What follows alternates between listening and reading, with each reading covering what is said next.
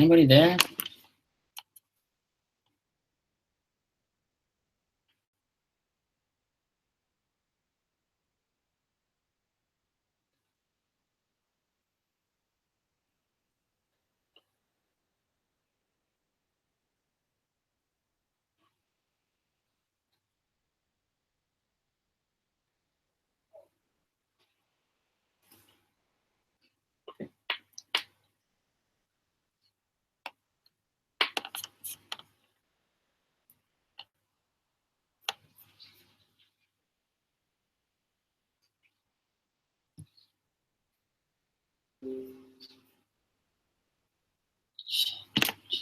Shit, dude.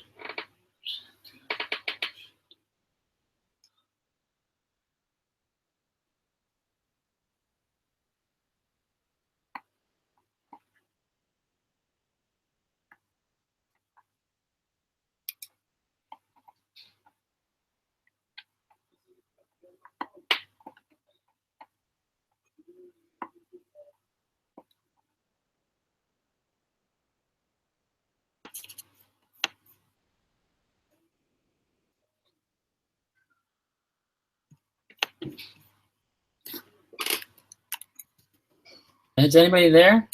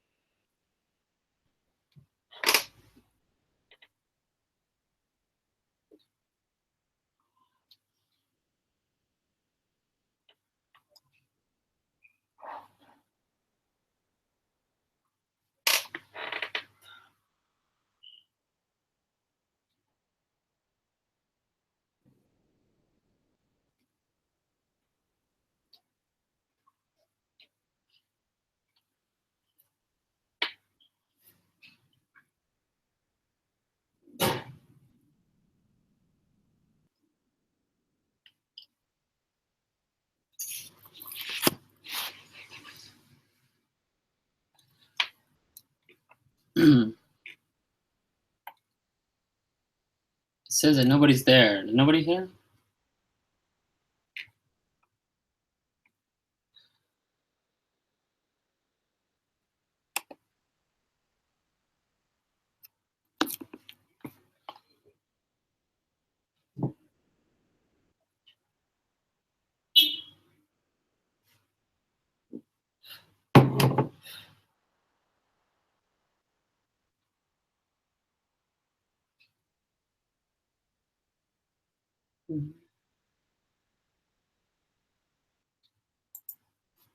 Donald Trump sat down for an extensive foreign policy conversation with the New York Times on Wednesday. The Republican presidential candidate questioned the U.S. commitment.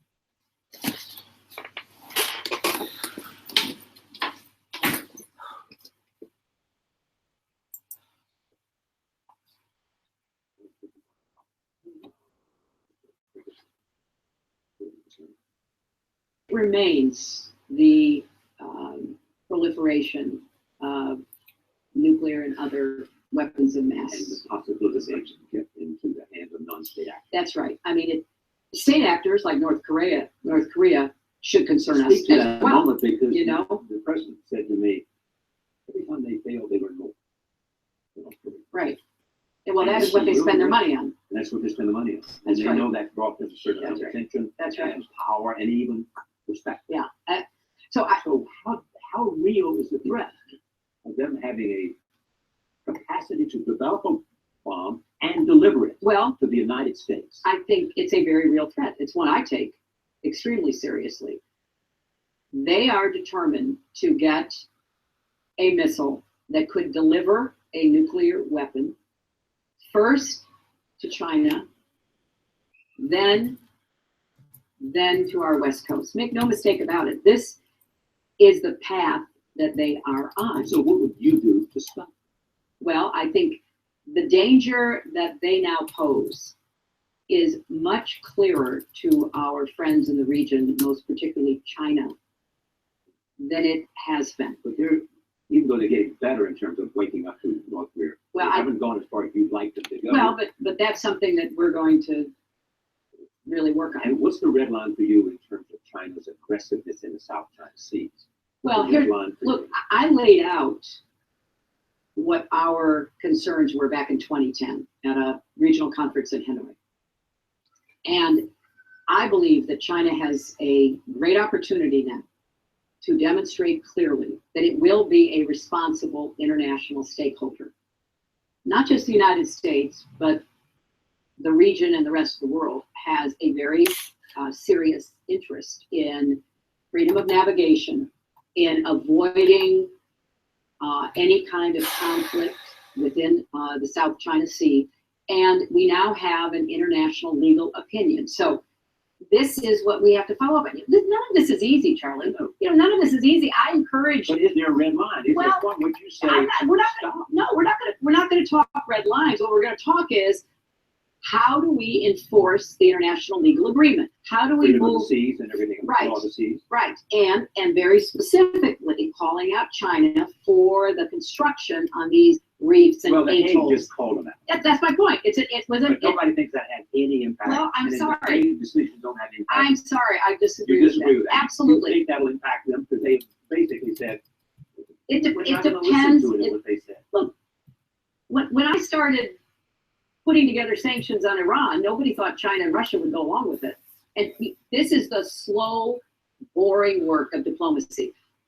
We need to be pushing for multilateral deals around all of these land features so that we can cut the threat of either deliberate or unintentional conflict in the region. That's in nobody's interest, including China's interests. And Russia.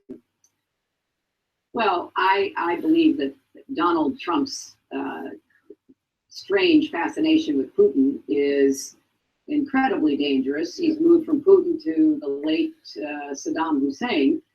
He seems to have, and I think voters need to take this seriously. He seems to have a real liking for, almost admiration for, these tough dictators, which is so contrary to who we are. Yeah, is democracy messy and you don't get to tell people you're fired? You got to work with them? Yeah, that's true. With Putin, I would be very willing to figure out how best to buttress our alliances against him. Something's going to happen with respect to Syria? Optimistic is probably too strong. I'm hopeful that there can be some kind of arrangement that would, end the constant bombardment by the Assad forces in alliance with the Russians from the air and with the Iranians and Hezbollah from the ground, and that maybe we could freeze the situation, stop the refugee exodus, turn our attention to ending the territorial claims of ISIS. We've made progress there. That's what I'd like everybody to focus on, and then look to see what kind of negotiation we could then have. That raises the question of what's in all this been happening. And people say that their strategy now as the caliphate has begun to shrink. It's not even existent almost. What we're going to see is what we saw in this. What we're going to see is the idea that these people that are not on our radar, and these people are down somewhere else. Right. And when Bremen, the CIA said, we don't have a strategy. You have a strategy? Well, I have been for quite some time pushing really hard for a more effective strategy to counter violent extremism, to go after the propaganda and the efforts to radicalize, recruit, and even direct online. We've made some progress, not near enough, but we are dealing with a new threat, and I take it very seriously. I don't. Is anybody there? I don't think that, well, because it's not coming straight from Raqqa, it might be, engendered by some guy who has a grievance about something else, claiming allegiance. We have to take it seriously. Donald Trump says we should declare war. Well, we are at war, and we have been waging that war against these adversaries, and I think it's a mistake to act like it's the same kind of war we fought in World War II against large state powers with air forces and navies and and war in terms of the employment millions of infantry. I'm not talking about boots on the ground. No, we should certainly not do that. But I support the efforts to advise and enable the Iraqi army. I support the use of special forces to work with our Arab and Kurdish partners in the fight against ISIS. And we have made progress. I mean, it's painful because, in this interconnected world, the bad news is that people sitting in Raqqa can communicate with some guy who drives a truck in Nice. So the threat is broad, but we have to continue to go after it, both where it emanates from, to try to once and for all a caliphate and territory. And we have to do a much better job. We need an intelligence surge with our friends and partners. An intelligence surge, absolutely. We still don't see in Europe the kind of sharing of information across national borders that I would like to see. And we have to make that a big focus. Mike Morrell, yes, former deputy director of the CIA, one of the best people that we have come to our show to talk about these issues. He basically said we have to understand what it is. I think you're saying something. What is the appeal? Right. How do we break that? Right. How do we provide an alternative? If we don't do that, you can destroy ISIS and somebody else will jump up. Will jump in. We are in an information war. If you really think about it, they have an ideology that is attractive to young, alienated men for whatever reason, petty criminals, guys who feel like they're not being treated fairly at work, mentally ill people. There's a whole universe out there. It's not huge, but unfortunately it's big enough. They have a ready population to send their messages of ideology and hatred into. And we yet have not figured out the best way to intercept and counteract that. It's the most common question. Just today, I was meeting with some people here in Cincinnati, and a successful businessman, a Muslim American, a Pakistani American, he said, we've got to do a better job to stop these kids from being attracted by that. This is a concern in the Muslim American community. It's a concern across our country and beyond. We need to get the best minds. You mentioned Mike, he is one of them. We need to get people literally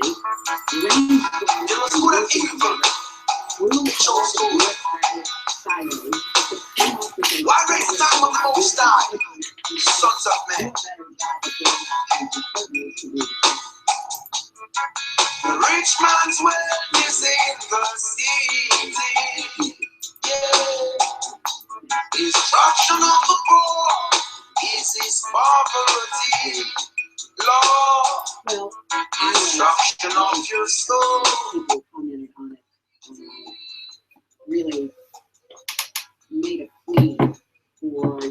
democracy to withstand this coup attempt. And thankfully it did. And what was remarkable about it is that a lot of the disparate groups within Turkey, political opponents of President Erdogan, the independent media, which he's been going after, and others all went into the streets, all spoke out, so that the coup failed. Now the real question is whether the president will take this opportunity to reach out to those with whom he does not always agree, to really reinforce and reaffirm the importance of democracy. He has been on an authoritarian path that I have been quite worried about. So I'm hoping that's what he decides to do, but I will tell you this. Any attempt to make America somehow a conspirator in this coup should be repudiated immediately. And Iran should not be extradited. Well, that's a legal issue, and if they have evidence, they should present the evidence. None has ever been presented, and I don't know, what they think they have. But I do not want American citizens, American tourists, American servicemen being used by those who support President Erdogan in a way that could weaken our relationship. We are cooperating against ISIS and against terrorism, and we need Turkey. We need Turkey, and I am looking forward to working with them. But I would like to see them get back to pursuing democracy, not veering off into a more authoritarian regime.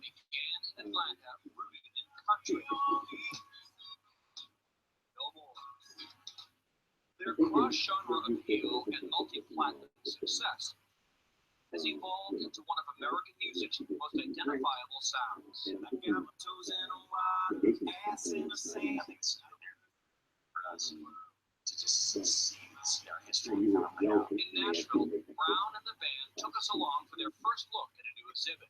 It catalogs their 12-year rise in music. Retired instruments and stage clothes to original lyric sheets and personal photos from band members like bassist John Hopkins.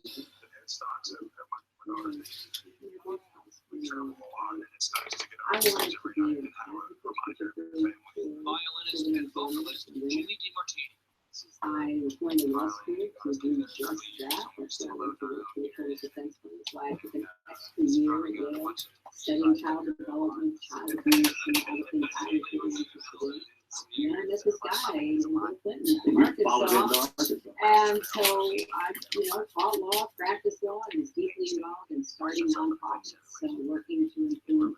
In its milestone moment, Brown, now 37, it wasn't long before the first time I ran back in 2008 that enough people had talked to me and encouraged me. It was a little bit like people urging me to run for the Senate the first time, and I said no, over and over and over again, because I really did not see myself in that kind of role, and I didn't know whether I wanted to do it. I certainly didn't know whether I'd be any good at it, so I resisted, and then finally said, okay, I will try.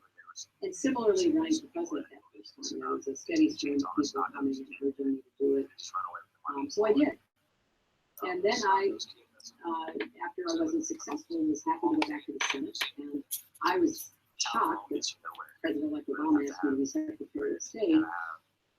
And I really, really appreciated the opportunity to serve in that way. I did not know for sure I would run again. I really didn't. I started thinking about it after I had a year to decompress and take some deep breaths. People were talking again at me, but I didn't make up my mind. First of their 14 number one songs on the country charts. And the Grammy goes to, in 2010, So it's going to the be band great. won Best New Artist, Zach Brabham, the first of 3 Grammys. Even marquee bands need ego boosts. Just couldn't seem to get the love from the Nashville award show. So Grammys really give us validation, and so that's why they're such a big deal for us. At Fenway Park in Boston last August, the band sold out 3 consecutive nights, a record there. Paul McCartney only sold out 2. I never get used to it. Never get used to going out and seeing 20, 30,000 people. it's kind of surreal. As an entertainer, Brown tries to bring people together. What has been surreal to him all summer is how America has been tearing itself apart. After Dallas, do you feel as though Americans need your kind of entertainment or entertainment in general? I think music transcends heartache, and music transcends misery.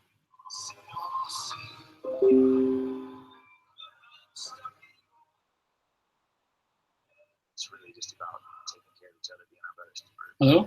trying to be tolerant, trying to be civil.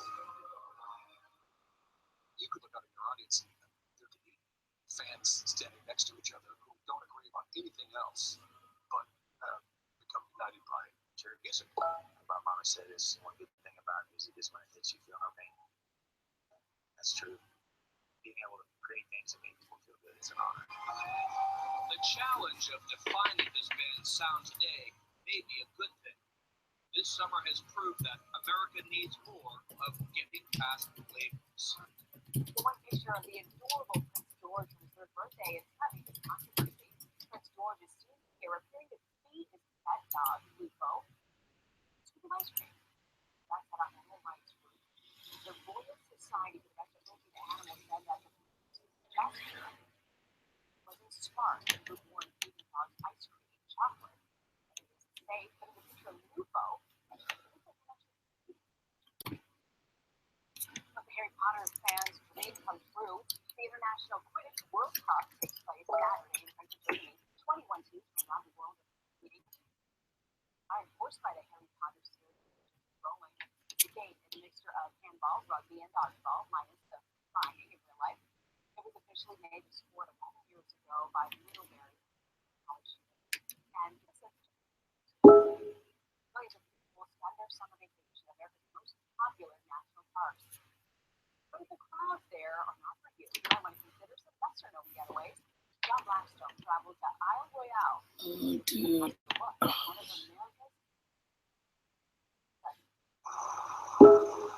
Isle Royale National Park is so remote, the only way in is by seaplane or boat. There are no brands in this tranquil setting, no Grand Tetons or Grand Canyon. What there is an unparalleled, unplugged peacefulness. No internet, no cell phones, and few people. On average, Isle Royale National Park gets 17,000 visitors a year. That's less than Yellowstone sees in a day. Forgive me, Superintendent, but in the National Park System, Isle Royale is not